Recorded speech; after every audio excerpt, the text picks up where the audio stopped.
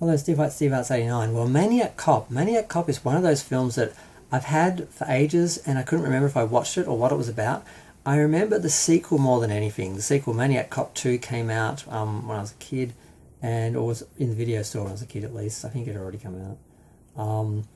And I just remember my sister's boyfriend renting it because he loved the film, because he'd seen it. And I remember seeing that one, and obviously I hadn't seen the first film and didn't really know what the story was, so it was kind of hard seeing a sequel, but he'd seen the original as well. And when I revisited it, it was kind of weird because I couldn't remember anything about it except that it was the original to the sequel, and obviously it's about a maniac cop and, you know, just the artwork and some of the images that I've been familiar with it. But I was surprised that Billy Campbell was in it. I'm like, oh, really? I didn't know. Okay, and he's not playing the villain. He's playing pretty much the last, you know, the final boy in a way.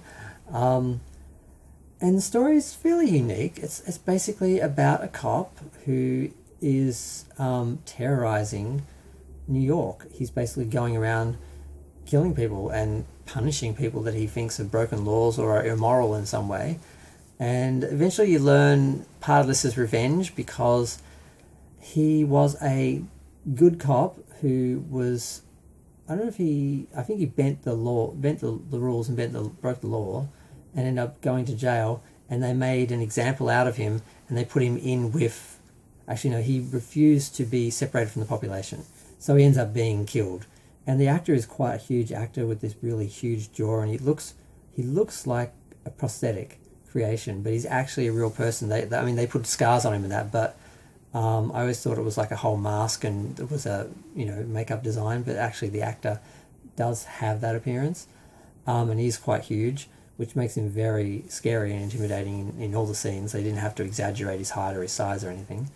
And yeah, he's just going around killing people, and what you find out is, you know, he was killed and he blames the police force.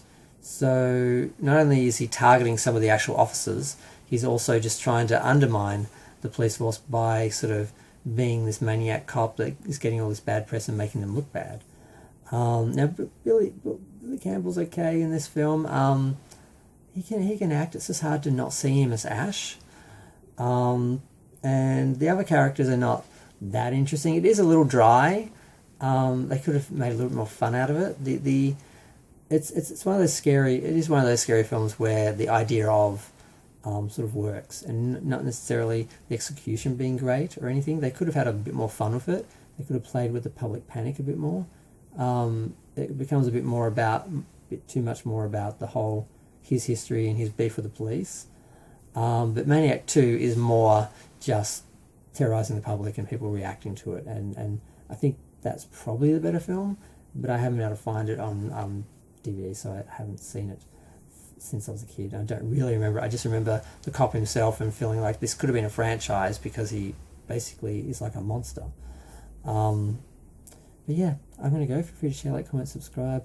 Let me know what you think. Have you seen Maniac Cop? Do you think, you know, Billy Campbell was good in it? Could you see him as anything other than Ash? I really had trouble.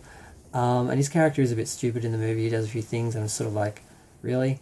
But yeah, the female protagonist is a little bit more interesting, and she tends to have, you know, a bit more spunk than him, shall we say.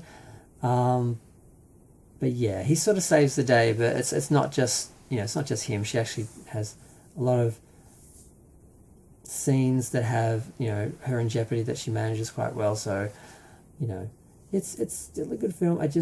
Some of these films, they're not, if the characters and the setup and the atmosphere isn't that good, once you sort of know what happens, it's not as scary.